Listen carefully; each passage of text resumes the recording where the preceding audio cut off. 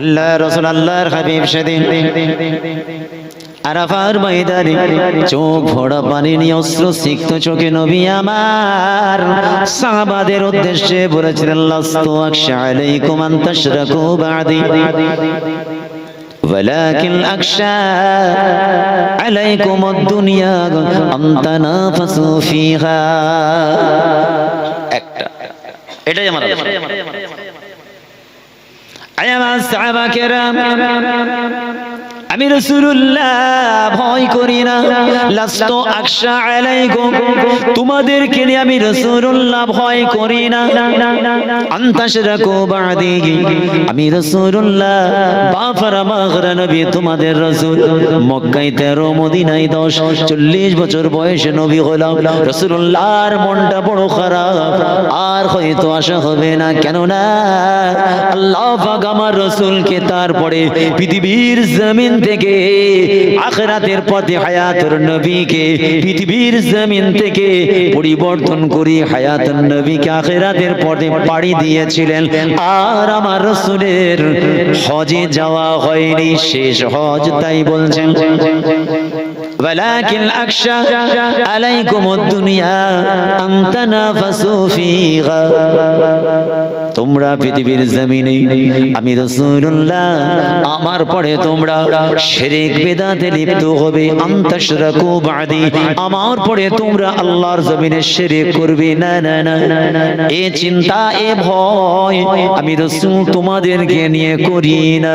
ওয়ালাকিন আখশা আলাইকুমুদ দুনিয়া তানাফাসু ফিহা, কিন্তু আমি তোমাদের নবী বাফারা মাগরা নবী আমার বড় চিন্তা হয়, আমি মুহাম্মদুর রাসূলুল্লাহ আমার পরে তোমরা দুনিয়া দুনিয়া দুনিয়া করে দুনিয়ার মধ্যে মেতে যাবে, দুনিয়ার খেল তামাশায় নিজেদেরকে মাতিয়ে দিয়ে আল্লাহ হারা, রাসূল হারা, ঈমান হারা, শরিয়াত হারা হয়ে যাবে। না না না, আমি চিন্তা করি না আনতাশরাকু বাদি, আমার পরে তোমরা শিরক করবে, কিন্তু আমি রাসূলুল্লাহ আমার বড় চিন্তা, আমার বড় ভয় হয়, আমার পরে তোমরা দুনিয়ার জমিনে আল্লাহ হারা, রাসূল হারা, ঈমান হারা, শরিয়ত হারা, সর্ব হারা হয়ে দুনিয়া দুনিয়া দুনিয়া দুনিয়ার মধ্যে নিজেদেরকে মাতিয়ে দিয়ে দুনিয়ার স্রোতে দুনিয়ার মোহে নিজেদেরকে মাতিয়ে দেবে। ওয়ালাকিন আখশা আলাইকুমুদ দুনিয়া তানাফাসু ফিহা, ফিতনা ফাসাদের মধ্যে দুনিয়া দুনিয়া করে তোমরা নিজেরা পাগল হয়ে যাবে, পরিবর্তে আল্লাহ আল্লাহ রাসূল হারা হয়ে যাবে। এটাই হলো তোমাদের নবীর বড় চিন্তা। একবার সুবহানাল্লাহ বলেন। সুবহানাল্লাহ কেন বলতে বললাম? কমপক্ষে এই হাদিস পাক থেকে একটা কথা পরিষ্কার, আহা সুবহানাল্লাহ সুম্মা সুবহানাল্লাহ, কি আল্লাহ রাসূলের আমাদের পেছনে একটা ভালো ধারণা ছিল, আমি রাসূল দুনিয়ার জমিনে না থাকলেও উম্মতে মুহাম্মাদি এরা যে শিরক বিদআতের মধ্যে লিপ্ত হবে, লাস্তু আখশা আলাইকুম, তোমাদেরকে নিয়ে আমি রাসূলের চিন্তা করি না। তাহলে আমরা যে শিরক বিদআত করব না, আমার রাসূল আগে থেকেই জানতেন কিছুটা, জোরে বলুন না সুবহানাল্লাহ। এই জোরে বলেন, রাসূল আমাদের উপরে এতটুকু বিশ্বাস রেখেছিলেন, এতটুকু আমার রাসূলের বিশ্বাস উম্মতে মুহাম্মাদি আমাদের উপরে ছিল, আর বাস্তবটা তাই। বলুন শিরক করি আমরা? একজন বলেছে না, কোচি ভাই তোমার এই টানছে কেন মাঝে মাঝে? সব ঠিক আছে, মাঝে মাঝে টানছে কেন? খুব টেনে নিচ্ছে, হ্যাঁ ঠিক করো ওটা। 30টা জলসা কমিটির শ্রোতা আছে এখানে, এই যেখান থেকে করে এলাম, সত্যি একটা মাইক জান ঠান্ডা হয়ে যায়, নিঃশ্বাসের আওয়াজ বুঝতে পারছি। আর এই ছেলেদের কি হয়েছে কি জানি, প্রত্যেকবারে আমি যেখান থেকে এলাম মানে 2 ফুট দূর থেকে সাউন্ড টেনে নিচ্ছে, এত ফ্রেশ। খালি সাউন্ড না টানে আমি বেশিক্ষণ আলোচনা করতে পারবো না। তাহলে প্যারে হাজিরিন, আমরা কি শিরক করি? আরে জোরে বলে শিরক করি আমরা? পরিষ্কার কথা, শিরক করি না? করি না ইনশাআল্লাহ, মওত বন্ধ করব না, বলুন না ইনশাআল্লাহ আমরা শিরক করি না। ইন্না শিরক লাযুলমুন আযীম, আল্লাহ কোরআনে বলছেন শিরকের গুনাহ বড় গুনাহ, বড় অপরাধ, বড় পাপ, ছোটখাটো নয়। আমরা শিরক করি না কিন্তু নামাজ পড়ি না, আমরা শিরক করি না হারাম ছাড়ি না, এদিকে তাকান, আমরা শিরক করি না ধোঁকাবাজি ছাড়ি না, আমরা শিরক করি না নামিমা ছাড়ি না, আমরা আল্লাহর জমিনে ইনশাআল্লাহ সুম্মা ইনশাআল্লাহ আমরা শিরক করি না বাপ মাকে পেটাতে ছাড়ি না, আমরা আল্লাহর জমিনে শিরক করি না এতিমের সম্পত্তি গিলতেও ছাড়ি না, আমরা আল্লাহর জমিনে শিরক করি না আমার মা বোন আমাদের স্ত্রীদের উপরে অত্যাচারী করতেও ছাড়ি না, আমরা শিরক করি না আল্লাহর জমিনে। কোরআন বলছে ইল্লা শিরক লাযুলুন আযীম, শিরকের গুনাহ বড় গুনাহ মহাপাপ। বুখারীর হাদিস রাসূল বলছেন শিরকের গুনাহ মাফ হবে না। সাহাবারা হুঁশিয়ার, জিন্দেগিতে তোমরা শিরক করবে না। সত্যি সুস্থ মস্তিষ্কের অধিকারী আমরা ইমানদার মুসলমান। আজকে আরখাড়ের মাটিতে বলুন আমরা শিরক করি না, ধোঁকাবাজি ব্যবসা ছাড়ি না, শিরক করি না ওজনে কম দেওয়া ছাড়ি না, শিরক করি না যে কোনো ধর্ম বর্ণের সমালোচনা করতেও ছাড়ি না, শিরক করি না আমরা আজও নিজের জন্মভূমি দেশকে ভালোবাসতেও পারি না, আমরা শিরক করি না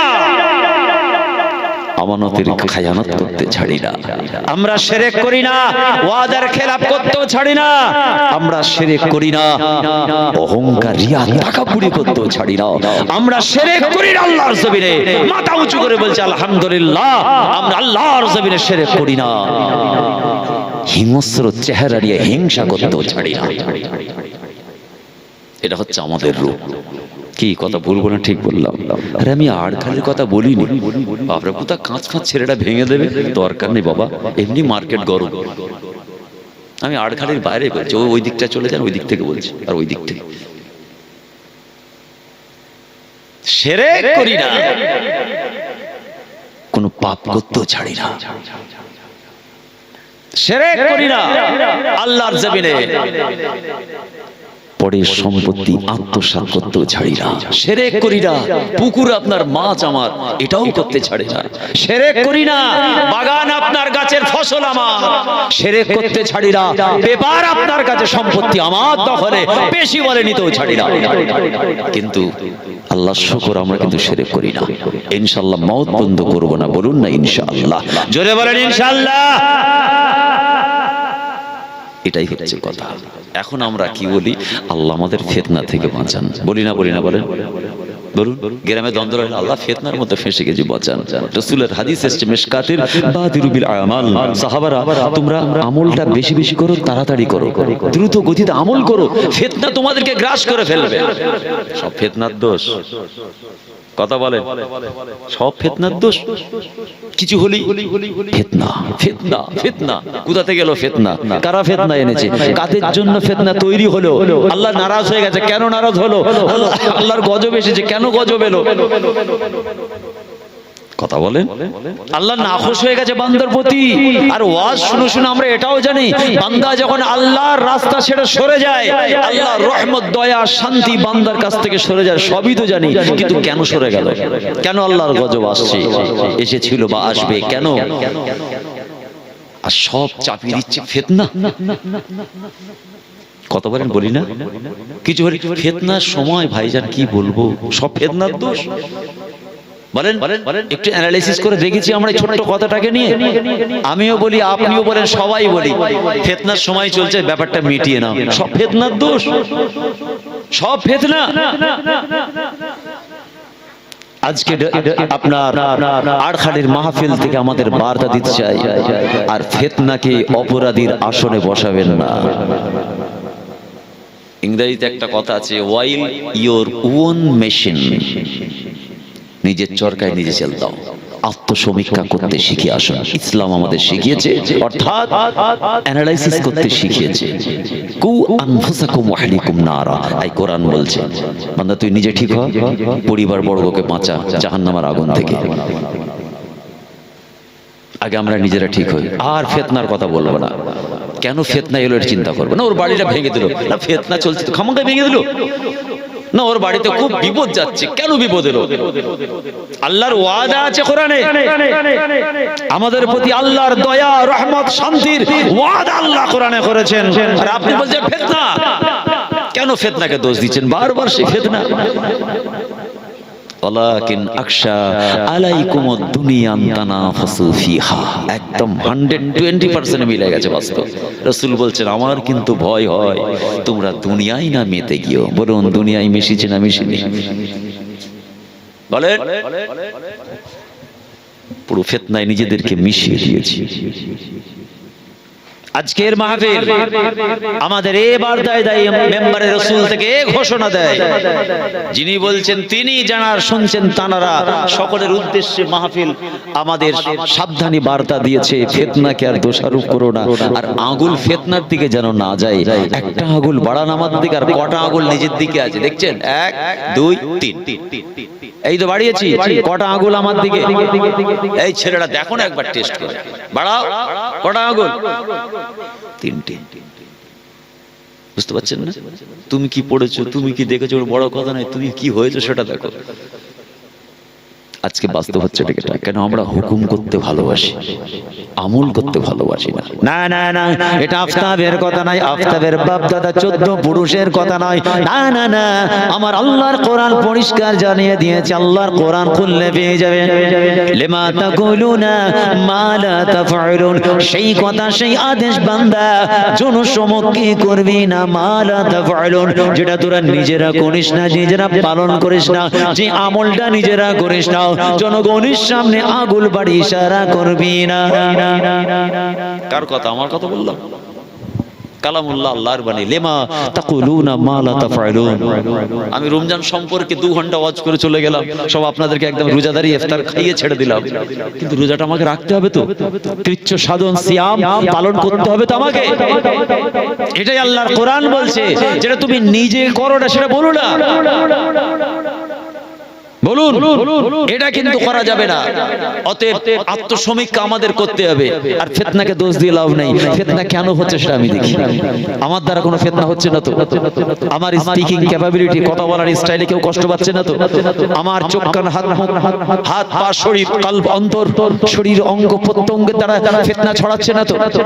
আগুল বাড়ানোর দরকার নেই, আগে আমারটা ঠিক করি। আমরা প্রত্যেকে নিজেরটা অ্যানালাইসিস করি, আত্মসমীক্ষা করি। ইনশাআল্লাহ ফিতনা নামক জিনিস আমাদের এলাকাতেই থাকবে না। বলুন ইনশাআল্লাহ।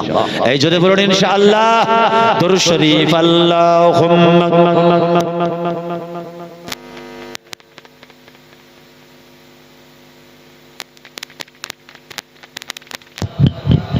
আমার গাড়িতে রয়েছে, আমি আনিনি। তুমি তো জানো মেশিন বিগড়ালে সব বিগড়ে যাবে। আবার বলছি বোঝার চেষ্টা করুন, অন্য কোনো মাকসাদ নয়, ফিতনাকে দোষারোপ করা যাবে না। এ মুসলমান, আল্লাহ রাসূলের জামানায় ফিতনা ছিল, মক্কার জমিনেও ফিতনা ছিল। আল্লাহ রাসূল সাহাবাদেরকে শিক্ষা দিলেন, এ আমার সাহাবারা, জুবানে লাগাম দাও, হাতের অপব্যবহার বন্ধ করো, অন্তরটা পরিষ্কার করো, শরীরের অঙ্গ প্রত্যঙ্গগুলোকে ঠিক ঠিক ভাবে কাজে লাগাও। আল্লাহর আদেশ মেনে নাও, আমি রাসূলুল্লাহ আমার আদেশ মেনে নাও। ইনশাআল্লাহ সুম্মা ইনশাআল্লাহ আল্লাহ আল্লাহ রাসূল তোমাদের উপরে খুশি হয়ে যাবে। মক্কার যখন ফিতনা ছিল না, মেয়ে ছেলে জন্মগ্রহণ করলেই খুঁড়ে চাপা দিয়ে দিচ্ছে। আল্লাহ করে ওইসব ফিতনা তো নেই এখন। তাহলে আরো ভয়ঙ্কর ফিতনা ছিল। যখন শুনেছি মহিলা জন্মগ্রহণ করেছে, অশুভ মানা হতো, ভয়ঙ্কর নোংরা মানা হতো। মেয়ে ছেলে মানে আশীর্বাদ নয়, ভালোবাসা নয়, নফরত। বলুন নাউজুবিল্লাহ। এই ফিতনা আজও আমাদের মধ্যে আছে। কোচির বাপ যদি বাঁচতে পারে মেয়ে ছেলে হয়েছে, ব্যাস চেহারা চেঞ্জ হয়ে গেল, খবরদার করা যাবে না। ওটাও ফিতনা। আল্লাহর নবী মুসা আলাইহিস সালাতু ওয়াস সালামকে আমার আল্লাহ পাক জানিয়েছিলেন, আমার নবী চিন্তা করবেন না গো, পরেশান হবেন না গো। বনি ইসরাইল আপনাকে 1 নম্বর 2 নম্বর 3 নম্বর প্রশ্ন করেছে। 1 নম্বর প্রশ্ন হলো, আল্লাহ যখন খুশি হন বান্দার পণ্য কি করেন? আমি বলেছি আমার আল্লাহ কি বলেছেন? নবী মুসা, আল্লাহ পাক আসমান থেকে পানি বর্ষণ করেন। 2 নম্বর প্রশ্ন করেছে, এর থেকে বেশি যখন আল্লাহ আপনি খুশি হল, আমি কি করি, আমি বাড়িতে মেহমান পাঠিয়ে দিই।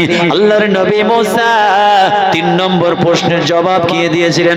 এই নবী মুসা, এতিকু বেশি যখন আমি আল্লাহ কোন বান্দা বান্দির উপরে খুশি হয়ে যাই, রাজি হয়ে যাই, আমি আল্লাহ আমার আরশে মুকাল্লাই জোশ মেরে উঠি, আমি আল্লাহ আর সহ্য করতে না পেরে আমি আল্লাহ সেই নির্দিষ্ট ব্যক্তিত্ব আমার বান্দা বান্দির বাড়িতে আমি আল্লাহ ছোট্ট সুন্দর আল্লাহ পাকের নিয়ামত মাশাআল্লাহ আলহামদুলিল্লাহ আমি আল্লাহ সেই বাড়ির মধ্যে একটা কন্যা সন্তানের জন্মগ্রহণ করিয়ে দিই। তুমি বলছো মেয়ে ছেলে হয়েছে মানে ফিতনা, এই কথা ঠিক কিনা বলেন? বলে ফিতনা কেন? মেয়ে ছেলে উঠেছে, বাপরে বাপ এত ঘৃণা। আর মুসা নবীকে আমার আল্লাহ পাক ইলহামের মাধ্যমে জানাচ্ছেন, ডাইরেক্ট কানেকশন, দেখতে পাচ্ছে না শুনতে পাচ্ছে। মুসা কালিমুল্লাহ, আল্লাহর সাথে কথা বলেছেন। কি বলছেন?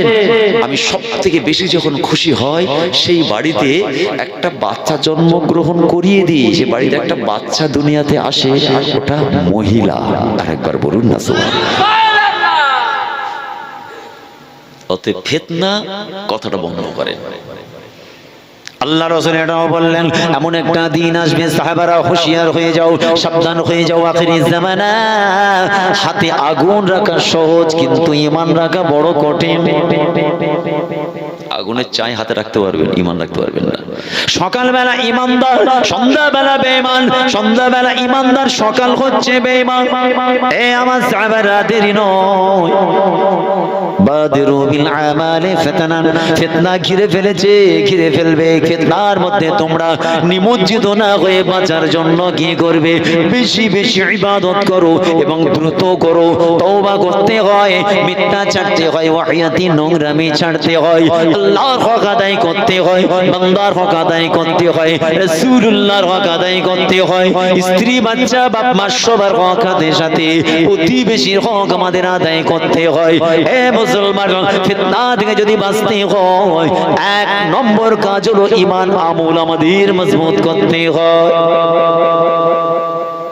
মেশিনটাকে ঠিক করতে হয়। যখন মেশিনটা আপনার আমার ঠিক হয়ে যাবে, হার্ট, হৃদয়, অন্তর ঠিক থাকবে, আপনি ফিতনা দেখতে পাবেন না।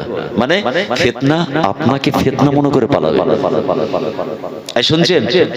ফিতনা যেটাকে বলছি আমরা ফিতনা, সে তার জন্য আপনি হয়ে যাবেন ফিতনা, ওরই সর্বনাশ। সুদ আপনাকে দেখে পালাবে, ওরই বাপ রে বাপ, যাওয়া যাবে না। মিথ্যা আপনাকে দেখে পালাবে, বুঝতে পারছেন না? হিংসা আপনাকে দেখে পালাবে। কেন? আপনার জামার ভিতরে আর জামা নেই। এইদিকে তাকান, আপনার যে জুব্বা, যে ড্রেস লেভেল, যে জামাটা পরে আছেন, ও একটাই জামা আছে, ওর ভিতরে জামা নেই। ভয়ঙ্কর হচ্ছে ওইগুলো, উপরে জুব্বার ভিতরে জুব্বা যদি থাকে মুশকিল। এই জামার ভিতরে জামা বোঝেন? এই বুঝতে পারেন না?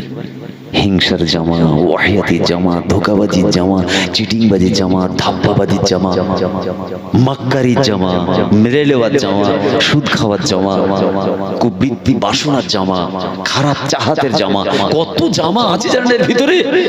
আর এটা আমি সমাজকে দেখাচ্ছি আমি সত্যবাদী, আমি ইমাম, আমি মুফতি, আমি পীরজাদা, আমি পীর সাহেব, আমি মাওলানা, আমি আলেম, আমি দিকপাল, আমি প্রভাবশালী ব্যক্তিত্ব। এটা সমাজকে দেখালে কি হবে? কোরআন বলছে আলিমুম বিযাতিস সুদূর, বান্দা তোর ভিতরে যত জামা আছে আমি কমপক্ষে সব জানি, আর দুনিয়ার মানুষ জানো না জানো। তোর অন্তর্যামী একমাত্র আমি আল্লাহ। এরপরেও আল্লাহ আবার বলেছেন অফি আয়াতিন উখরা, দুটো ফেরেশতা রেখেছে। আর আমি বলি সিসি ক্যামেরা। আল্লাহ দুটো ক্যামেরা আমাদের সবার জন্য দিয়েছেন, সিসি ক্যামেরা, কিরামান কাতিবিন, সম্মানীয় দুজন লেখক। যাই করুন সব রেকর্ড হচ্ছে, ভালো কাজ করলেও লেখা হবে, আর ভুল করলেও লেখা হবে। দুনিয়ার সিসি ক্যামেরা 6 মাস গেলে খুঁজে পাবেন না, 6 মাস পেছনে যেন কিছু রেকর্ড থাকবে না। আর ময়দানে মাহশার আল্লাহর দরবারে হিসাব নিকাশ হয়ে ডান হাতে আমলনামা দেওয়া পর্যন্ত এই সিসি ক্যামেরা থেকে একটা বিন্দুরকে কোটি কোটি ভাগ করলে এই এতটুকু ভুল হওয়ার কোনো চান্স নেই। এই ক্যামেরা কিরামান কাতিব দুজন সম্মানীয় লেখক। শুধু তাই নয়, আমার আল্লাহ পাক আবার জানিয়ে দিয়েছেন ওয়ানাহনু আকরাবু ইলাইহি মিন হাবলিল ওয়ারিদ, বান্দারে আমি আল্লাহ তোদের ঘাড়ের পিছনে একটা শিরা আছে বড় কাছাকাছি, ওই শিরা থেকেও আমি আল্লাহ তোদের কাছে আছি। বলুন সুবহানাল্লাহ। অতএব আল্লাহর জমিনে পাপ করে বাঁচার কোনো রাস্তা নেই, এ হলো বাংলা কথা। দুনিয়ায় এদিক ওদিক ফাইল উল্টে এদিক ওদিক করে নাটক করে এদিক ওদিক করে মানুষের মন জয় করা যায়, তবে সাময়িক, পার্মানেন্ট না, টেম্পোরারি। 1 বছর 2 বছর, তারপরে পারবেন না, আসল চরিত্র ফুটে উঠবে। অভিনয় আর্টিফিশিয়াল, মানুষের কাছে বেশি দিন চাপা থাকে না। থাকে কথা বলছে না কেন? টাইম 15 মিনিট করে টাইম কমবে, কথা বললে কিছুক্ষণ চলবে। আর যদি চুপচাপ থাকে এক্ষুনি দোয়া করে দেবো। একটু ভাইদের আলোচনা করবো, তারপরে একটু আমার মা বোনদের আলোচনা করবো তো নাকি না? ওটা থাকবে এবারে, ওটা থাকে। ছেলেরাই সব বেশি চাঁদা দিয়েছে, কষ্ট করেছে, আমরা আমাদের ওয়াজ শুনি। কি মা বোনেরা কেউ চাঁদা দেয় না? কে? তাই তো নাকি? বলে ভাইজান আপনি আবার দ্বন্দ্ব লাগিয়ে চলে যাবেন নাকি? সত্যি এমনি আমরা পেরেশানি আছি, হাজারো ঝামেলায় আমরা পেরেশান হয়ে আছি। হবে একটু মা বোনদের কথা বলবো, তাই তো নাকি? আমার মায়েরা বোনেরা আমাকে কত ভালোবাসে, ভাই বলে ভালোবাসে, ছেলের মতো ভালোবাসে। আমরা জানি, আমি জানি। বুঝে গেল?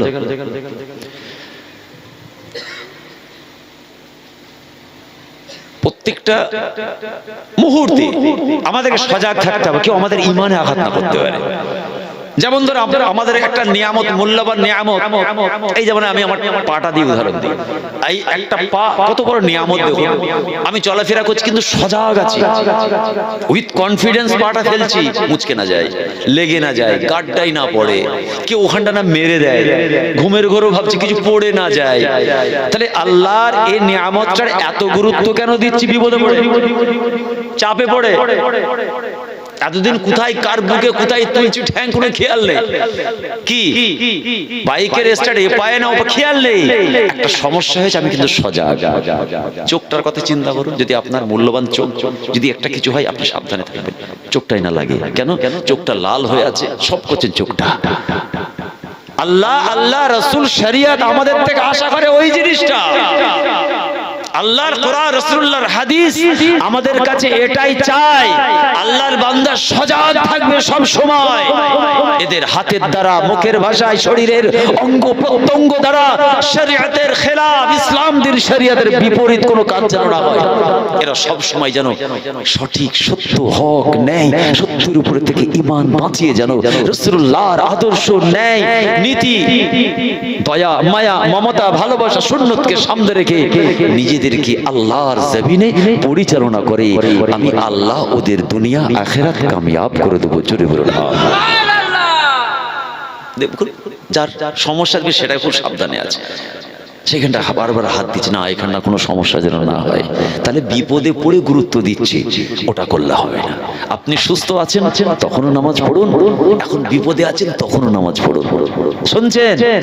আপনি সুস্থ আছেন আল্লাহর কাছে কাঁদুন, বিপদে আছেন আল্লাহর কাছে কাঁদুন। আপনি একটা কাজে ফেঁসে গেছেন, ভয়ঙ্কর অবস্থায় ফেঁসে গেছেন, তখন আল্লাহকে ডাকুন। এখন সুস্থ, শান্তি, ইতমিনানে কলব, তখনও আল্লাহকে ডাকুন। এই ডাকাটা আমার আল্লাহর বড় পছন্দ। যদি বলুন সুবহানাল্লাহ, বড় পছন্দ। নাম বলছি না, আল্লাহর এক নবীর কথা বলি, একবার নয়, দুবার নয়, 18 বছর ধরে কিন্তু একবারও আমার আল্লাহর দরবারে নাজাতের জন্য চাইলেন না, স্বস্তির জন্য চাইলেন না, বিমার মুক্ত জীবনের জন্য আল্লাহর কাছে কিন্তু একজন নবী চাইনি। সাধারণ মানুষ না, একজন নবী, আল্লাহর নবী আল্লাহর কাছে চাই। বিপদের পাহাড় চলে যায় দুনিয়ার জমিনে, আল্লাহ পাক তার এমন একটা ব্যাধি শরীরে দিয়েছিলেন, দুনিয়ার কোনো মানুষ নয়, সাধারণ মানুষ নয়, আল্লাহ পাক যাকে নবুয়ত দিয়েছিলেন, নবী বানিয়েছিলেন, সম্মানের উচ্চ আসনে বসিয়েছিলেন, আল্লাহ পাকের কি হুকুম, আল্লাহর কি শান, এমন একটা ব্যাধি রোগ শরীরের মধ্যে দেখা দিয়েছিল। 18 বছর ধরে সবর করেছিলেন, কষ্ট করেছিলেন, কিন্তু একবারও তিনি সেই রোগ থেকে মুক্তির জন্য চোখ ভরা পানি নিয়ে আল্লাহ দরবারে কিন্তু একবার দোয়া চাননি, একবারও চাইনি। এলাকার মানুষ, সঙ্গীরা, ফ্যামিলি, স্ত্রী, বাচ্চা, সঙ্গী, বন্ধুরা, প্রতিবেশীরা সবাই বলেছিল আপনার জন্য ডাক্তারের ব্যবস্থা করি, কোন ওষুধের মেডিসিনের ব্যবস্থা করে। কি জবাব দিয়েছিলেন? কানে নেবেন না অন্তরে কথাটা নেবেন। একটা নবী কি জবাব দিলেন, আমাদেরকে শিক্ষা দিলেন। খালি আমরা ফিতনা ফিতনা বলে চালিয়ে দিই না, না না। নবী বলেছিলেন আমার খানদানের সবাই, আমার স্ত্রী গণেরা, আমার সঙ্গীরা, সাথীরা, আমার প্রতিবেশীরা, শুনে নাও আমি যে অসুস্থ, আমি যে বড় কমজোর, বড় সমস্যার মধ্যে আছি, আমি হচ্ছে আমার আল্লাহর নবী। আমার আল্লাহ কি জানে না? নিশ্চয় আমার আল্লাহ এই অবস্থায়, আমার আল্লাহ আমাকে দেখতে বড় পছন্দ করেন, ভালোবাসেন। আমি রোগযুক্ত অবস্থায়, কঠিন অবস্থায়, ভয়ঙ্কর অবস্থায় আল্লাহর জমিনে থাকবো, হয়তো আমার আল্লাহর বড় পছন্দ। আমি আমার আল্লাহর যেটা পছন্দ আছে সেই পছন্দ কোনোদিন ছাড়বো না, না না না। তুমি আর কোনো সহযোগিতা, কোনো ডাক্তার, কোনো মেডিসিনের ব্যবস্থা নেব না। আমার ব্যাধি যতই বাড়ুক না কেন, আমার হাত পরওয়ারদিগার বেনিয়াজের কাছে এই রোগ থেকে মুক্তির জন্য একবার উঠবে না। কত অ্যাপ্রোপ্রিয়েট যুক্তি যে আমার এই ব্যাধিটা আল্লাহ জানেন তাই হয়েছে, তাহলে আল্লাহ খুশি তাই আমি কষ্ট পাচ্ছি। তাহলে আমি কষ্ট পেলে যদি আল্লাহ খুশি হয়, আমি আল্লাহর কাছে এই আল্লাহর খুশি হওয়াটা বন্ধ হতে দেব না। এমন একটা সময় আসলো, রোগটা এত বেড়ে গেল, গ্রামের মানুষ বলল আপনি আর গ্রামে থাকবেন না, আপনার একা সমস্যা, সমস্ত গ্রামবাসীর সমস্যা হয়ে যাবে। স্ত্রীরা চলে যাচ্ছে, বাচ্চারা পালিয়ে যাচ্ছে। না না না, সবাই চলে গেল, একজন মাত্র কে, নিজের বড় মুহাব্বতি স্ত্রী, আলেমা হাফিজা আবিদা পর্দানশীনা স্ত্রী, শুধুমাত্র স্ত্রী রয়ে গেল। শেষ পর্যন্ত তিনি বললেন, ও আমার গ্রামের মানুষেরা, আমার জন্য যদি তোমাদের ক্ষতি হয়ে যায়, তোমাদের বিমার হয়, আমার দ্বারা যদি তোমাদের সমস্যা হয়, না না না, আমাকে একটু গ্রাম পাড়া থেকে, লোকালয় থেকে জঙ্গলে রেখে দিয়ে এসো। সঙ্গী সাথীরা সবাই তাকে তুলে নিয়ে গিয়ে গ্রাম থেকে বার করে জঙ্গলে ফেলে দিয়ে আসে। আল্লাহু আকবার। তিনি একজন নবী, তিনি বলছেন আমার দ্বারা অন্যর ক্ষতি হবে, আমি ওটা চাই না। কি মারাত্মক ব্যাধি, যেটাকে কুষ্ঠ রোগ বলা হয়, বার করে দিয়ে এলো। সব স্ত্রী চলে গেল, কে আছে? একজন আছে, আহা, একমাত্র স্ত্রী। জি, সেই রকম স্ত্রী নিজেকে বানান, সেই রকম আলেমা হাফেজা আবেদা মা বোনেরা নিজেরা তৈরি করুন নিজেদেরকে। ইসলাম বাড়ির মা বোনদের অনেক ইজ্জত দিয়েছে, নবীদের স্ত্রীদের কি ইজ্জত আল্লাহ দিয়েছে। জি, নবীদের বাড়ির মা বোনদের কত আল্লাহ ইজ্জত, উচ্চ মাকাম দিয়েছে। সেই ইজ্জতটা সমাজে আর মিশিয়ে দেবেন না। আমার রাসূলের বড় কষ্ট হবে। আমার রাসূলই, আমার নবী আপনাদের ইজ্জত বিশ্বে দিয়েছে। মা, স্ত্রী, বাচ্চা, মেয়ে, খালা, নানি, কে দিল? আপনাদের ধরে পুঁতে দেওয়া হলো। মার্কেট থেকে খেলনা কেনার মতো আপনাদের কিনা হতো, খোলা মক্কার বাজারে বিক্রি হতো, ভোগ্য পণ্য ইউজ করে ফেলে দেওয়া হতো। যার ভালো লাগতো দুটো চারটে কিনে আনতো, আবার বিক্রি করে দিত। বাজারে তোলা হতো, বিক্রি হতো আমাদের বাড়ির মেয়েদেরকে। ইসলাম ধরবেন নবী আমার রাসূল সেই জাহেলিয়াতের পিরিয়ডে চিৎকার আওয়াজ তুললেন না, মেয়েরা মায়ের জাত, মেয়ের জাত, নবী রাসূল পয়গম্বর সব মায়েদের গর্ভে থেকে এসেছে। অতএব আমি মুহাম্মদ রাসূলুল্লাহ মায়েদের ইজ্জত ফিরিয়ে দিতে চাই। সম্মান দিলেন স্ত্রী, কত সম্মান। মা, আরে সর্বনাশ। একটা ছেলে মায়ের দিকে তাকাচ্ছে, স্ত্রীর দিকে তাকাচ্ছে, দুটো তাকানো আলাদা করে দিয়েছেন রাসূল। বলুন, একটা ছেলে নিজের মায়ের দিকে তাকাচ্ছে আর রাস্তার কোন মহিলার দিকে তাকাচ্ছে, দুটো তাকানো ডিফারেন্স হয়ে গেল। আর সেই পিরিয়ডে ছিল সবাইকে এক দৃষ্টি তাকাচ্ছে।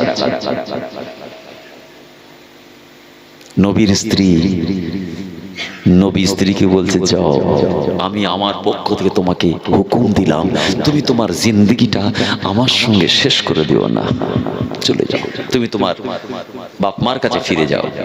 আমি নারাজ না, খুশ নাই, আমি তোমাকে পূর্ণ স্বাধীনতা দিলাম।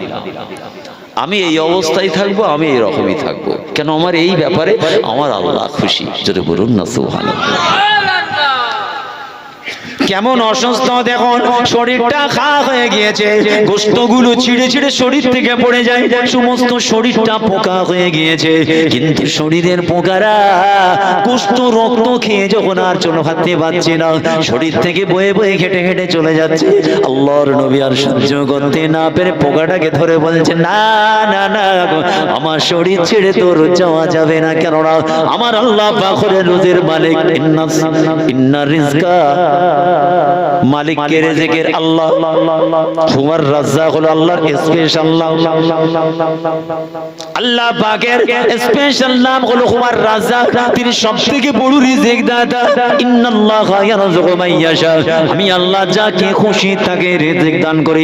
এই कीड़ा रुक जा जरा खा ले पी ले, परवरदिगार बेनियाज ने बनाया, तेरे रिज़्क मेरे जिस्म में बनाया, पी ले खा ले जी भर के खा ले, मत छोड़ के नबी को छोड़ के मत जा, ना যাবি না যাবি না, দাঁড়িয়ে যাও।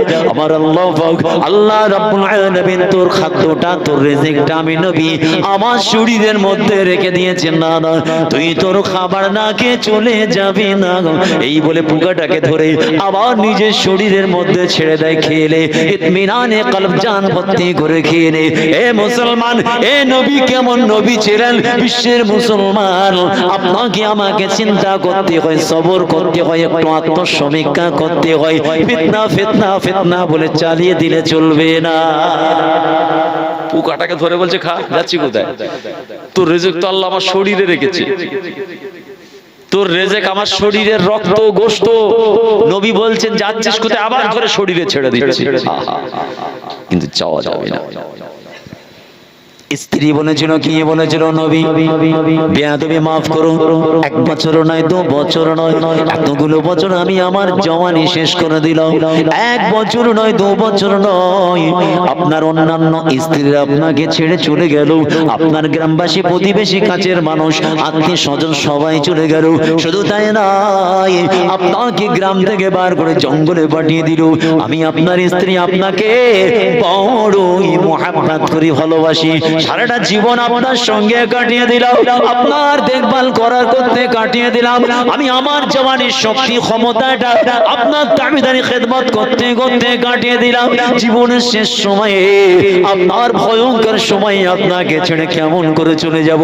ময়দানে মাহশারে আমার আল্লাহর কাছে আমাকে জবাব দিতে হয়, এই আমার বান্দি, আমার নবীর বিপদের সময় তুই কোথা পালিয়ে গিয়েছিলিস?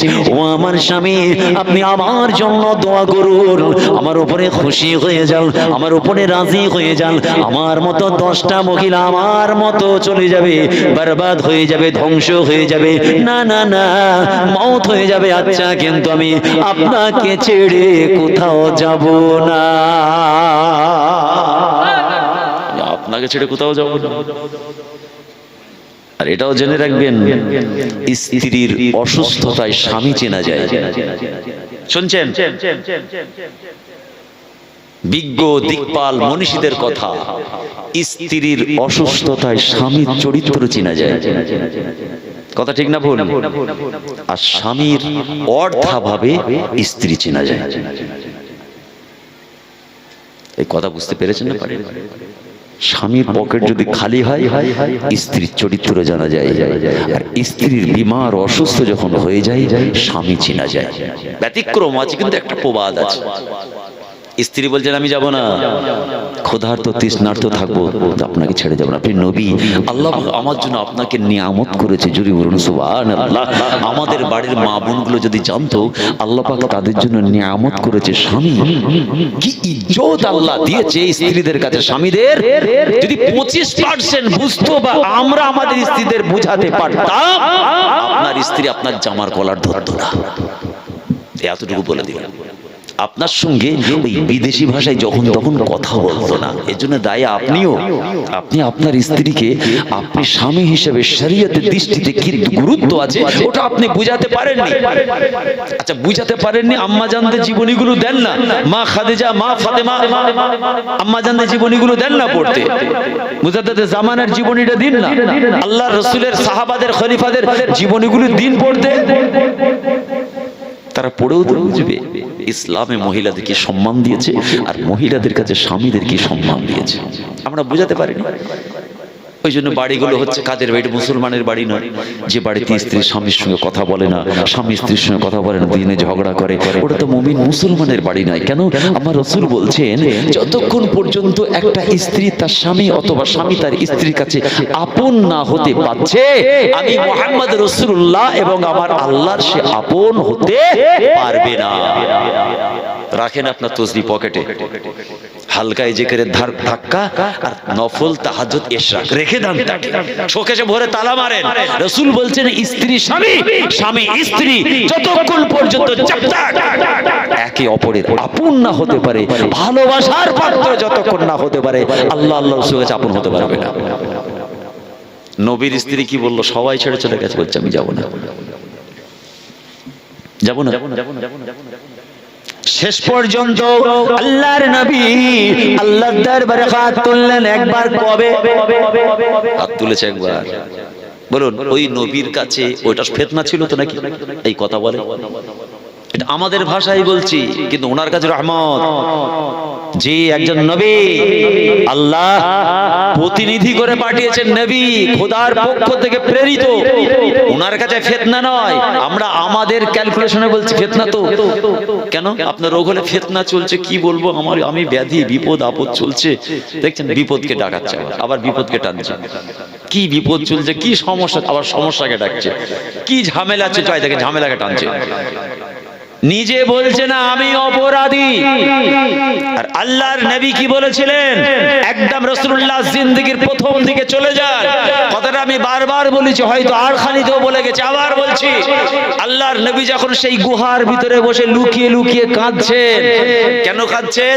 মক্কার সবথেকে টপ র‍্যাঙ্কের নেতারা এবং নবীর ব্লাড রক্তের সম্পর্ক চাচা যারা, তারা সবাই নবীকে বিশ্বাস করতে পারেনি, ঘুরিয়ে বলেছিল মৃত্যু।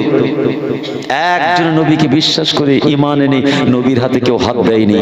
যখন নবীর কাছের মানুষগুলো সরে গেল, না বলেছিল। আর আল্লাহ বলেছিলেন আশরাতাকাল আকরাবিন, আল্লাহর কোরআন, হাবিব আপনি কাছের মানুষগুলোকে আগে বলবেন, সবাইকে নয়। আপনার রক্তের সম্পর্ক আপন তাদেরকে বলবেন। সবাইকে বলে যখন সবাই না বলেছে, আমার রাসূল গুহার ভিতরে গিয়ে কাঁদছে। আল্লাহ জিবরিল ফেরেশতাকে পাঠিয়ে, যাও আমার হাবিব কেন কাঁদে?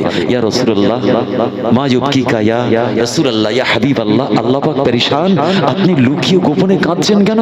আমার রাসূল কি জবাবটা দিয়েছিলেন জানেন? আমার রাসূল বলেছিলেন, না অন্য কোনো কারণ নয়, সবাইকে বললাম আল্লাহর কথা, আমাকে নবী বলে মেনে নাও, সাজদা করো, কালেমা দাওয়াত ইসলামের দাওয়াত দিলাম, কেউ আমাকে বিশ্বাস করলো না। সবাই মুখটা ফিরিয়ে নিল, সবাই মুখটা ফিরিয়ে নিল। কিন্তু জিবরিল শুনে রেখে দাও, আল্লাহ দরবারে খবরটা পৌঁছে দাও। না না না, একটা কথা আমার মনে হয় সবার কাছে পৌঁছে দিলাম, কিন্তু আমার আল্লাহ রব্বুল আলামিন আমি মুহাম্মদুর রাসূলুল্লাহ আমাকে ভালোবেসে মুহাব্বত করে যে দায়িত্ব দিয়ে পৃথিবীর জমিনে মক্কার জমিনে আমার আল্লাহ পাঠিয়েছেন, হয়তো আমি মুহাম্মদুর রাসূলুল্লাহ খোদার দেওয়া দায়িত্ব পালন করতে পারি না। বলুন না সুবহানাল্লাহ।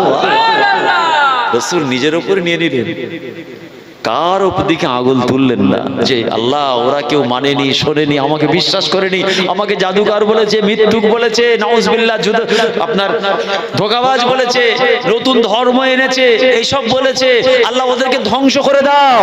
আর যদি রাসূল সেদিন বলতেন দুনিয়ার জমিনে যারা বুক ফুলিয়ে বলছে উম্মতি মুহাম্মাদি, নবীর গোলাম দিওয়ানা, এদের নসিবে ইসলামই যুক্ত না।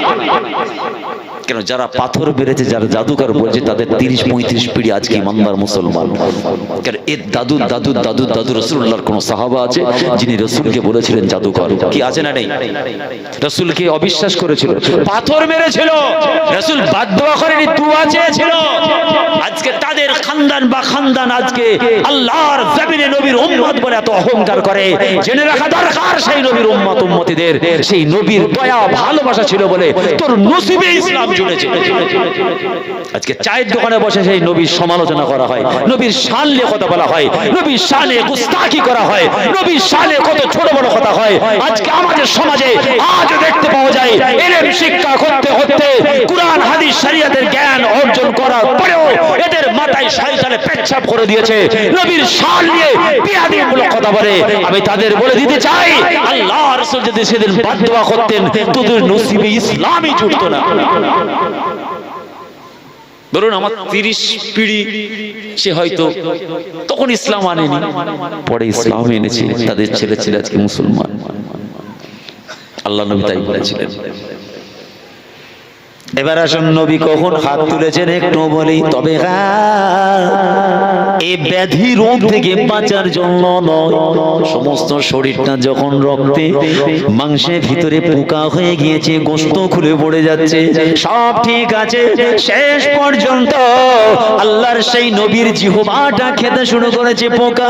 আহারে আর নবীর সহ্য করো না, আল্লাহর দরবারে চোখ ভরা পানি নিয়ে অশ্রুসিক্ত চোখে দুটো হাত তুলেছে। মাওলা গো, এতদিন হাত তুলেনি, আল্লাহ গো আমি তো সুস্থ ছিলাম, আরামে ছিলাম, শান্তির সঙ্গে ছিলাম। এ রাব্বি আল্লাহ, আপনার নবী যে অবস্থায় আছে আলহামদুলিল্লাহ, সুস্থ আছে, শান্তিতে আছে, বড় আরামের সঙ্গে আছে।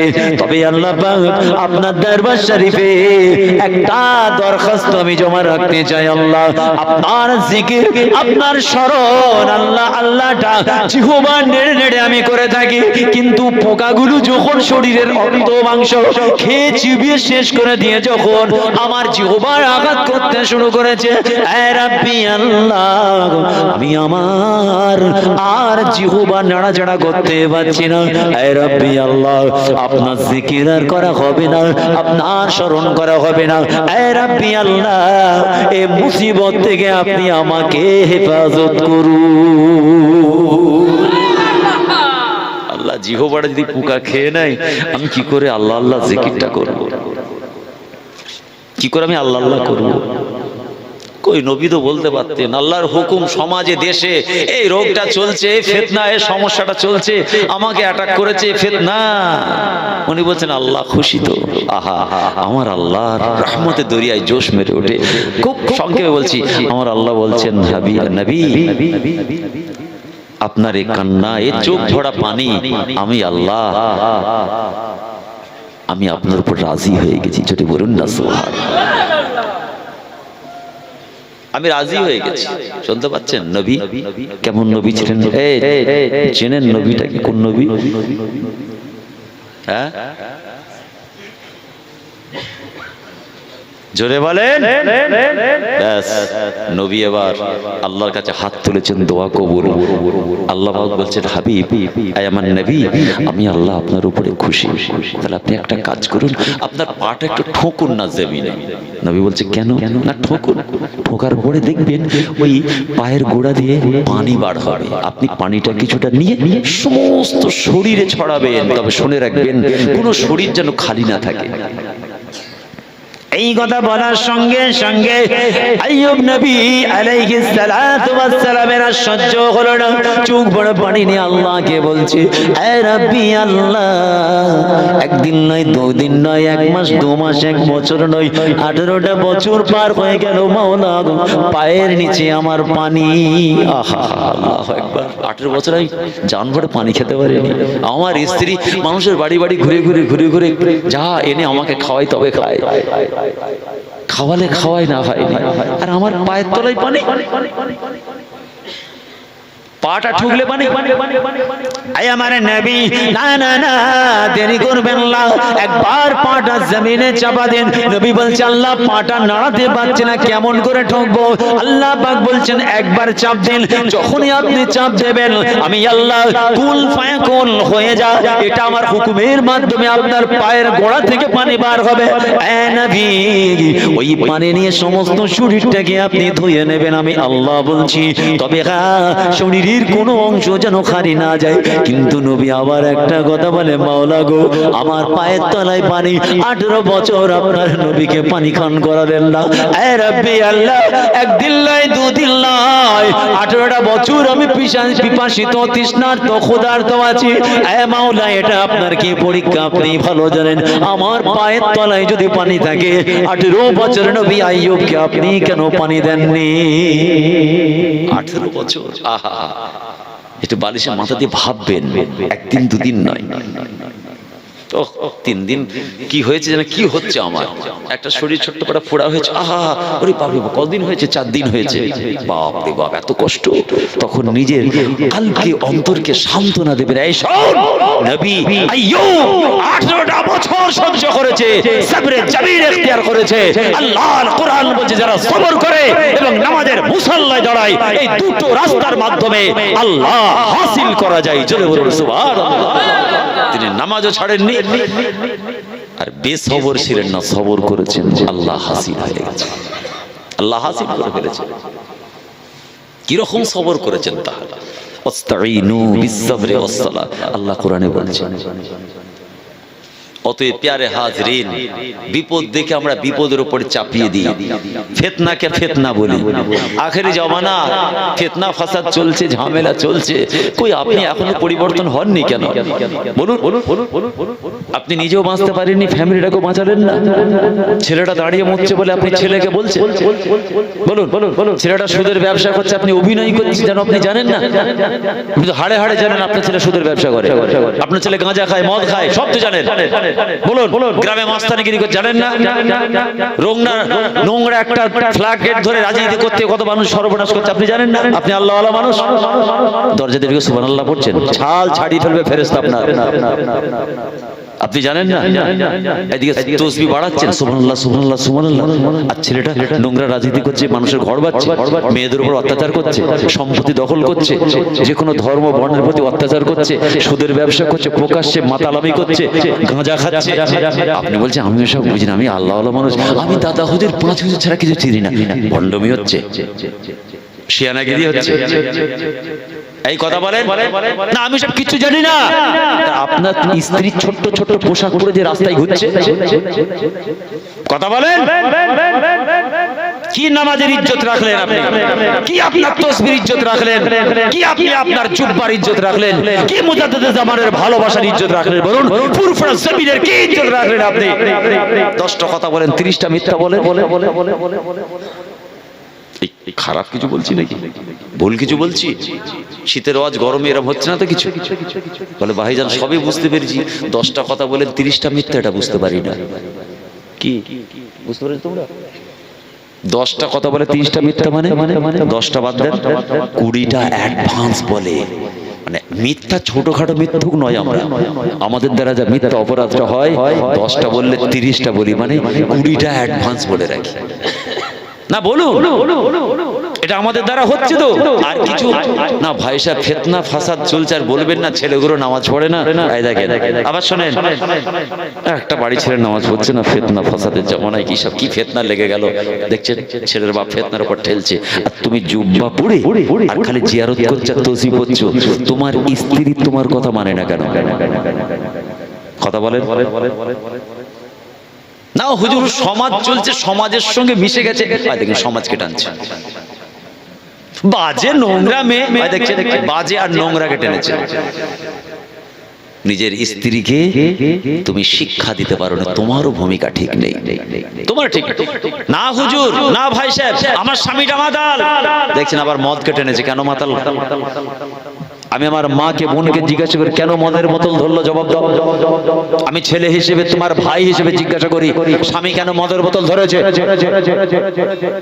ও তো মদ খাচ্ছে 10 বছর বিবাহ হয়েছে 30 বছর 20 বছর পর কেন মদের বোতল ধরলো কেন গাঁজা খাওয়া শুরু করলো কেন সুদের ব্যবসা করছে জবাব দিতে পারবে আফতাবকে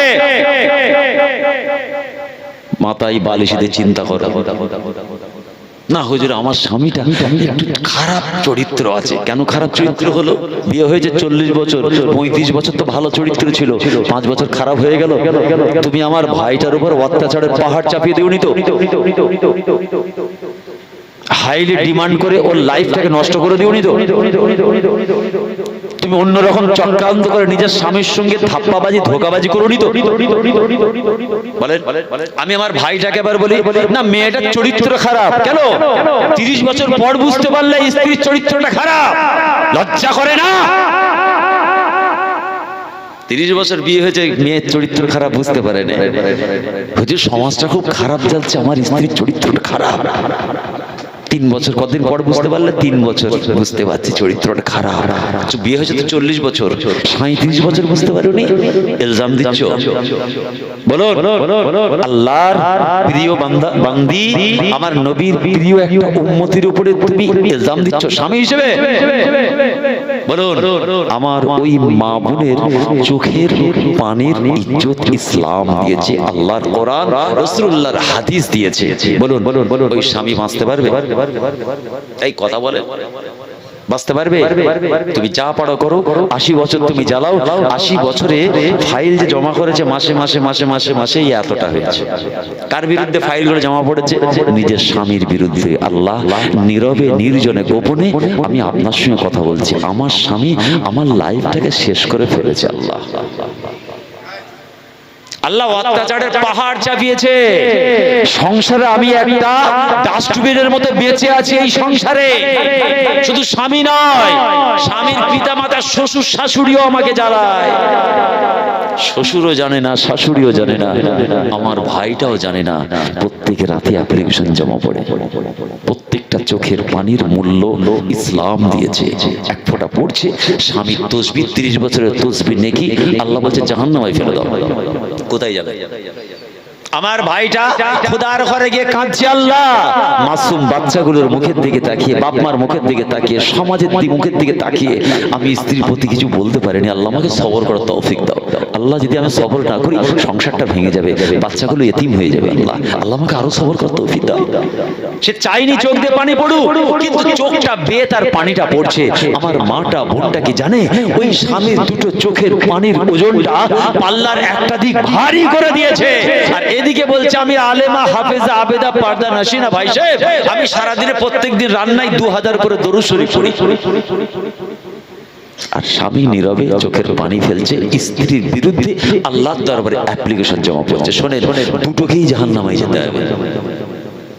এর ওর ঘাড়ে চাপিয়ে লাভ নেই। আর ফিতনা সমাজ জাতি বলে লাভ নেই। নিজের ভুল নিজে স্বীকার করুন। তাছাড়া কথা বুঝে গেল? আল্লাহ তৌফিক দাও। বলতে বলতে অনেক দূরে চলে এলাম। কি খারাপ লাগছে নাকি? খারাপ লাগছে না, এটা হচ্ছে বাস্তব। বুঝতে পারছেন না? নিজের ছেলে অন্যায় করে দেখবেন আমরা মানতে চাই না। সবার আছে, নিজের ছেলে চাপা দিতে চাইছে।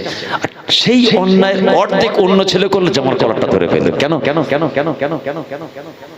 এটা তোমার ছেলে ওই অন্যায়টা করেছে, ওর থেকে হাফ অন্যায় করেছে, অপরের ছেলে অমনি ধরে ফেললে। কেন কেন কেন কেন কেন কেন? তাহলে তোমার নীতি ঠিক নেই। তুমি তোমার ছেলেটা ট্রিটমেন্ট করো আগে। লোকের ছেলেকে মাতাল বলা আগে তোমার ছেলে ঠিক আছে কি দেখো, ব্যালেন্স ঠিক আছে দেখো। লোকের ছেলেকে তুমি গাঁজাখোর বলছো, তোমার ছেলে ঠিক আছে তো? পরের মেয়ের সম্পর্কে গীবত করছো, তোমার মেয়ে ঠিক আছে? পরের স্ত্রীর সমালোচনা, তোমার স্ত্রী ঠিক আছে? পরের মানুষের কথা বলছো, তুমি নিজে ঠিক আছো? একবার নয় 3 বার জিজ্ঞাসা করো।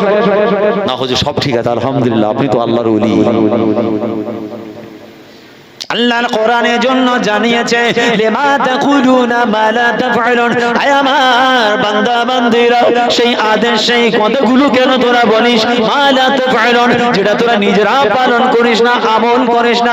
না না না, পরে ছেলে মেয়ে স্ত্রী বাচ্চা কারো সম্পর্কে না না কোনোদিন কিচ্ছু বলবেন না। আগে অ্যানালাইসিস করুন, আয়নার সামনে দাঁড়ান, আয়নার ভিতরের মানুষের সঙ্গে কথা বলুন। যদি নিজের চরিত্র ঠিক না হয়, অপরের দিকে আগুন বাড়াবেন না। ইনশাআল্লাহ যদি আত্মসমীক্ষা আমরা বারবার করতে পারি, আপনার আমার কাছ থেকে অনেক রকম অহিয়াতি নোংরামি খারাপি দূরে সরে যাবে।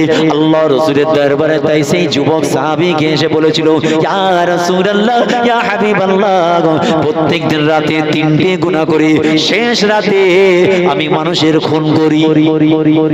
যুবক সাহাবী এসে রাসূলকে বলছে, হুজুর আমি 3টে গুনাহ করি, আর শেষ রাতে শেষ লগ্নে মার্ডার করি।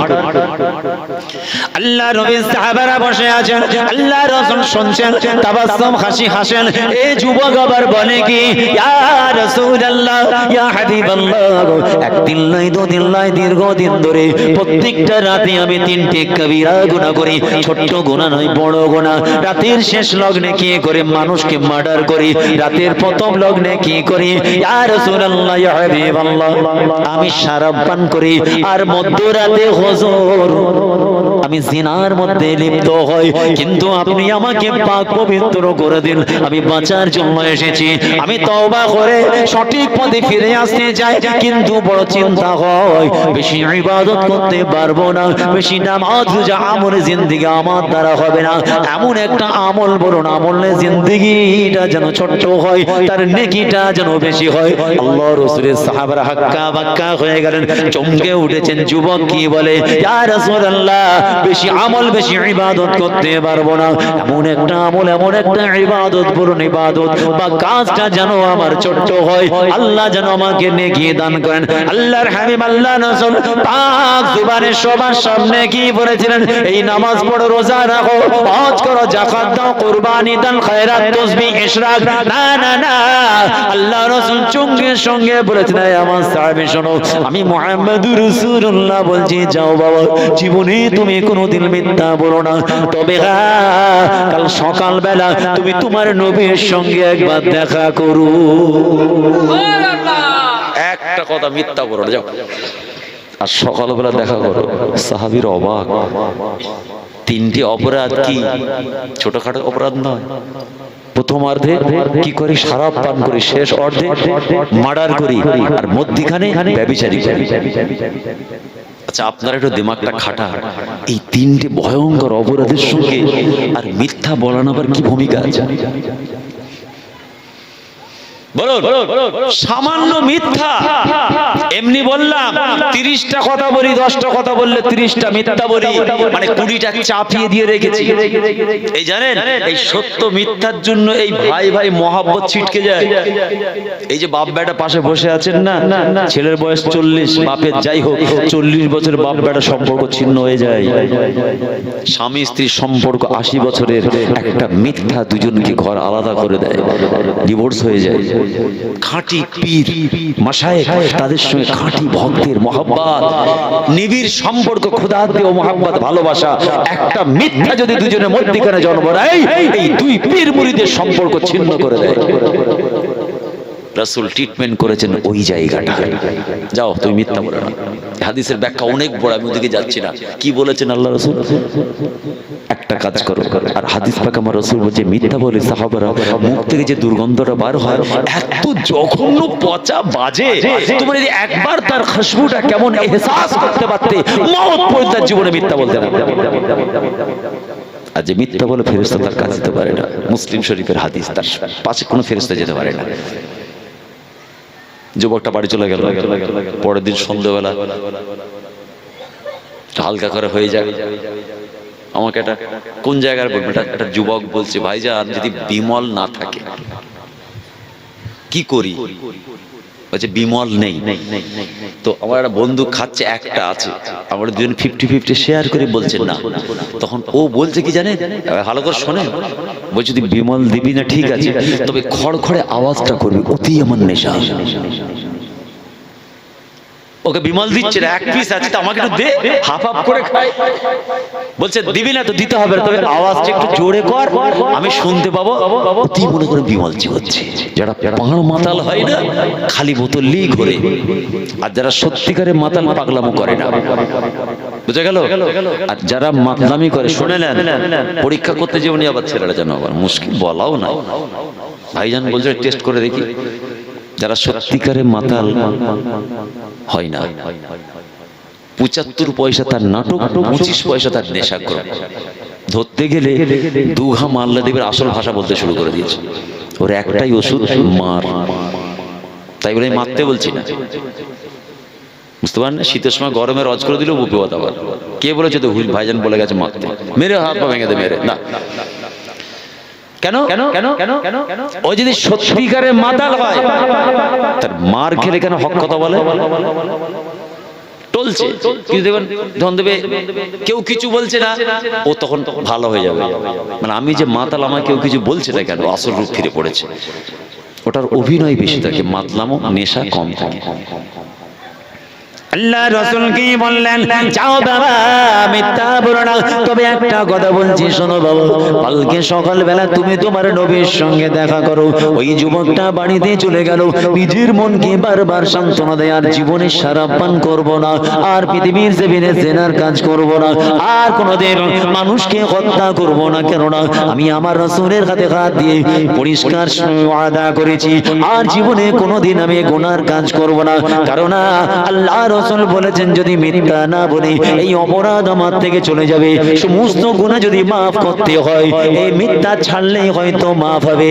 আমি নিজেকে ধন্য মনে করব, আর কোনোদিন মিথ্যা বলবো না। কিন্তু সন্ধ্যাবেলা তার শরাব পান করার ইচ্ছা হয়, মাঝ রাত্রিতে তার ব্যভিচার করার ইচ্ছা হয়, রাতের শেষ লগ্নে আবার তার কিন্তু খুন করতে ইচ্ছা হয়। কি করবেন বলুন? আল্লাহর কোরআন জানিয়েছে, লা তাকনাতু মির রাহমাতিল্লাহ, ইন্নাল্লাহা ইয়াগফিরুয যুনুবা জামিআ, ইন্নাহু হুয়াল গফুরুর রহিম। বান্দা, আমার রহমত থেকে নিরাশ হয়ে পালিয়ে গিয়ে আরো গুনার মধ্যে মিশে যাবি না। আমি আল্লাহ আমার মতো দয়া মায়া কেউ তোদের ভালোবাসা দেখাবে না। আমি আল্লাহ মাত্র পারি তোদের জীবনের সমস্ত গুনাহ খাতাকে maaf করতে পারি। ইন্নাহু হুয়াল গফুরুর রহিম। নিশ্চয়ই আমি আল্লাহ, আমার মতো কেউ তোদের ভালোবাসতে পারবে না। আল্লাহ পাক কোরআনে আবার জানিয়েছেন, ইয়া আইয়ুহাল্লাযীনা আমানু তুবু ইলাল্লাহি তাওবাতান নাসুহা। বান্দা যদি একবার খালিস দিলে অন্তর থেকে, অন্তরের অন্তঃস্থল থেকে, হৃদয় যদি একবার আমার জমিনে সাজদা করে নিজের ভুল স্বীকার করে সারেন্ডার হয়ে যায়, ইনশাআল্লাহ আমি আল্লাহ ওদের জীবনের গুনাহ খাতাগুলোকে maaf করে দিই। আমি আল্লাহ মাসুম বাচ্চার মতো আমি আল্লাহ ওদের নিষ্পাপ বানিয়ে দিই। তবে তওবা করার মতো যেন তওবা হয়। যদি অন্তরে অন্তঃস্থল থেকে আপনি আল্লাহর কাছে তওবা করেন, আল্লাহ রাসূল বলে এমন যেন মনে হয় ওই বান্দার পিছনে জীবনে কোনো গুনাহ সে করে না। ওটা হচ্ছে তাওবাতুন নাসুহা। আল্লাহ রাসূল আবার বলেন, সাহাবাদের শোনো, বান্দা বান্দি যখন নিজের অপরাধ মেনে নিয়ে খোদার কাছে সারেন্ডার হয়, নিজের গুনাহ স্বীকার করে যখন তওবা করে না, আমি রাসূলুল্লাহ বলছি শোনো বাবা, আল্লাহ পাকের দরবারে তাদের মান ইজ্জত সম্মান আল্লাহ এত উচ্চ জায়গায় করে দেয়, তার তওবা করার খবরটা আমার আল্লাহ পাক পৃথিবীর জমিনে তার মুকাররব ফেরেশতা দিয়ে তার ভালো সংবাদটা সবার কাছে পৌঁছে দেয়। একটা ফেরেশতা আর একটা ফেরেশতাকে জিজ্ঞাসা করে, এত খুশি কিসের, এত তোমাদের আনন্দ কিসের? আল্লাহর আরশ মোবারকটা এই রকম সুন্দর করে লাইটিং করে কেন সাজানো? ওই সমস্ত ফেরেশতাগুলো বলতে থাকে খুশির সঙ্গে, আপনারা জানেন না আল্লাহর জমিনে একটা পৃথিবীর জমিনে 24 পরগনা, এই ভাঙড় এলাকায় নয়, আমডাঙ্গা এলাকার পাশে আড়কালি বলে একটা জায়গা আছে। ও ফেরেশতারা শুনে নাও, সে তার খোদার সঙ্গে চুক্তি করে নিয়েছে, পৃথিবীর জমিনে নিজের অন্যায় স্বীকার করে আল্লাহর জমিনে আড়কালের বুকে তার তওবা করে জীবনের গুনাহ maaf করে নিয়েছে। আল্লাহর দরবারে তার তওবাটা কবুল হয়ে গিয়েছে। তাই আল্লাহ পাক তার জন্য আরশ পর্যন্ত সাজিয়ে দিয়ে আমাদেরকে দায়িত্ব দেওয়া হয়েছে, এই সুন্দর খবরটা দুনিয়ার মানুষের কাছে খবরটা পৌঁছে দাও। আল্লাহ খুশি হয়, আল্লাহ আপনার সম্মানটাকে চতুর্দিকে ছড়িয়ে দেয়। খালেস দিলে তওবা হয়। 6 মাস পর আবার এক প্যাকেট দেখি, বুঝতে পারছেন না? এই ভাইজান ওই দিকটা আছে, তুই দিকটা দে না, তুই দিকে তাকিয়ে থাক, তুই দিকে ফাড়, হবে না। ওটা তওবাতুন নাসুহা নাই, ওটা হচ্ছে প্রতারণা, ঠকানো। কাকে? দুনিয়ার মানুষকে নয়, আল্লাহকে ঠকাচ্ছে। আমাকার ওয়া মাকার আল্লাহ, আল্লাহু খায়রুল মাকিরিন। মাক্কারি ধোঁকাবাজি বান্দা আমার জমিনে করবি না। যে বান্দা আমার সঙ্গে মাক্কারি করে তার থেকে আমি আল্লাহ আরো বড় মাক্কারি চালিয়ে দিই, ধরা পড়ে রেহাই পাওয়া যাবে না। মাক্কার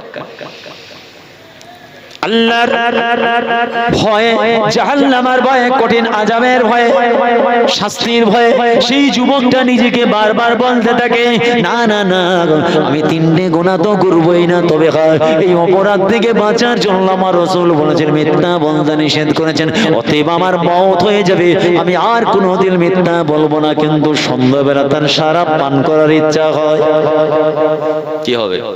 ওই বললাম খড়খড় করলে নেশা হয়। তাই তো অনেক মাতাল মানে ওইটা কেনার পয়সা নিয়ে কি করে খালি বোতল লিগ ঘরে আর টলছে, ও এক ফোঁটাও খাইনি, ওটাই ওর মজা, ওটাই ওর ইতমিনানে কলব, ওটাই ওর তৃপ্তি। আর যারা ধোঁকাবাজি চিটিংবাজি করে না, কিছু একটা করতেই হবে। আরে মানুষ খারাপ বাজারে বলু চরিত্র তো রক্তে রক্তে ঢুকে গেছে। গীবত করা, চিমটি কাটা, নামিমা করা, ও রক্তে রক্তে ঢুকে, এত সহজে ছাড়তে পারবে না। ওকে ভালো করে খালেস দিলে খোদার ঘরে গিয়ে তওবা করতে হবে, নাহলে সব বরবাদ হয়ে যাবে। একটু গভীর রাতে আবার তার ব্যভিচারের ইচ্ছা হয়, রাতের শেষ লগ্নে মার্ডার করতে ইচ্ছা হয়, আগিয়ে যায় শরাব খাওয়ার জন্য আগিয়ে যায়। কিন্তু না না না, প্রত্যেকটা মানুষের মধ্যে মনে করবেন একটা ভালো মানুষ আছে, আয়নার ভিতরে একটা মানুষ আছে, আয়নার সামনে আর একটা মানুষ আছে, দুটো মানুষ কিন্তু এক ব্যক্তিত্ব নয়। পরীক্ষা করে দেখবেন, একটা আয়নার সামনে ধরবেন, নাহলে মোবাইলে ফ্রন্ট ক্যামেরাটা চালু করবেন, দেখবেন আয়নার ভিতরে যে মানুষটাকে দেখা যায় আর যে মানুষটা আয়নার বাইরে থাকে, দুটো কিন্তু এক নয়। প্রত্যেকটা মানুষ যত খারাপ, যত চরিত্রহীন, যত বাজে মানুষ হোক, তার টোটাল জিন্দেগি দেখবেন একটা ভালো মানুষ তার ভিতরে ঢুকিয়ে আছে, কোন একটা ভালো চরিত্র আছে দেখবেন। একজন দেখবেন হয়তো পাক্কা চিটিংবাজ, কিন্তু আবার মানুষের বিপদে আগে সামনে হাজির হয়ে যায়। একজন দেখবেন নামাজরা কিচ্ছু করে না, কিন্তু মানুষের বিপদে পাশে দাঁড়ায়। অসহায়কে দেখলে তার চোখে পানি চলে আসে, তখন আর সেই কাজটা ভালো লাগায়। যুবকটা সারা পান করতে যাচ্ছে, ওর যুবকের ভিতরে আর একটা মানুষ আছে, সে ওকে বলছে, তুই আজকে তো সারা পান করবি, কাল সকালবেলা রাসূলকে কি বলবি? দেখছেন, শুনছেন না? দোয়া করে দেবো। ছেলেরা কোনো কথাই বলছে না, দুটো পার হয়ে গেছে তো। পরে আলোচনা হবে, আল্লাহ তৌফিক দিলে আবার আলোচনা হবে ইনশাআল্লাহ। যদি আল্লাহ হায়াতে রাখেন আবার আলোচনা হবে, আবার মাঝরাতে ফিরে চলে আসবে, যাবে না? বলুন না সুবহানাল্লাহ। এই তার কামিয়াব শুরু হলো। না, আমি নবীকে কি করে কথা দেব? নবীকে আমি কথা দিয়ে এসেছি, মওত হয়ে যাবে, মিথ্যা বলবো না, তাহলে শরাব পান করব। যদি নবী প্রশ্ন করে, তারপরে দ্বিতীয় স্টেপ, প্রথমটা গেল না, দ্বিতীয়টা, আবার সে নিজেকে ধরে রাখতে পারেনি, আবার হারাম কাজে দিয়ে পা বাড়াচ্ছে, আবার তাকে তুই তো নবীকে জবান দিয়েছিস, গভীর রাতে খুন করতে যাচ্ছে, রে তুই তো নবীকে জবান দিয়েছিস।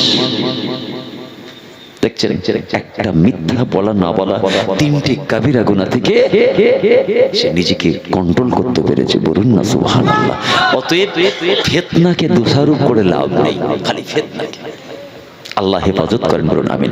দরুদ শরীফ আল্লাহুম্মা সাল্লি আলা। গরম পানি কোথায়?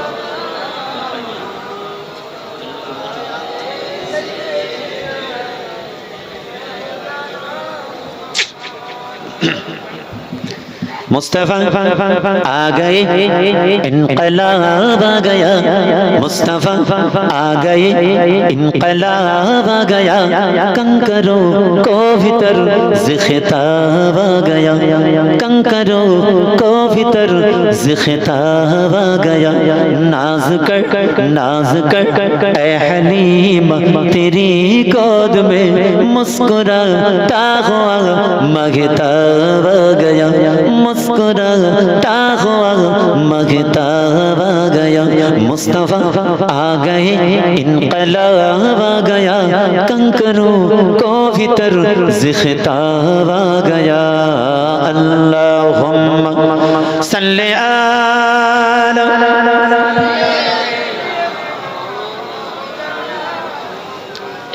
वअला आलि सय्यिदना। शक्ल इंसानों में अर्श से फर्श पर, शक्ल इंसानों में अर्श से फर्श पर, हक़ तआला की बन कर किताब आ गया, हक़ तआला की बन कर किताब आ गया। नाज कर ऐ हलीमा तेरी गोद में मुस्कुराता हुआ मघताब आ गया, मुस्कुराता हुआ मांगता हुआ गया ज़हन में तेरे परवाज़ अशआर का जगमगाता हुआ आफ़ताब आ गया जगमगाता हुआ मांगता हुआ गया नाज कर ऐ हलीमा तेरी गोद में मुस्कुराता हुआ मांगता हुआ गया मुस्कुराता हुआ मांगता हुआ गया अल्लाहुम्मा सल्ले अला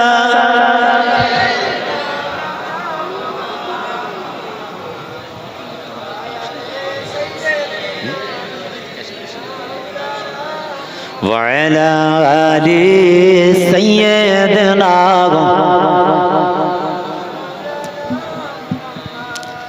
যা কিছু বললাম এবং শুনলাম উভয়েরই নাজাত নেই বলার পরে যিনি আমল করবে শোনার পরে যিনি আমল করবে একমাত্র তিনিই নাজাত পাবে আল্লাহ আমাদের সকলকে শোনা এবং বলার পাশাপাশি আল্লাহ আমাদের সকলকে বেশি বেশি আমল করার তৌফিক দেন বলুন না আমিন একটু জানগরে বলুন না আমিন জোরে বলুন না আমিন আল্লাহ আমাদের বলা এবং শোনার থেকে বেশি আমল মানে যতটুকু বলি তার থেকে বেশি আমল আর যতটুকু শুনি তার থেকে বেশি আমল এই দুটোর থেকে আল্লাহ আমাদের বেশি বেশি আমল করার তৌফিক দেন জোরে বলুন না আমিন আল্লাহ তৌফিক আবার আলোচনা হবে আসেন একটু নবীর সামনে দাঁড়িয়ে সালাম পড়ব ইয়া নবী সালাম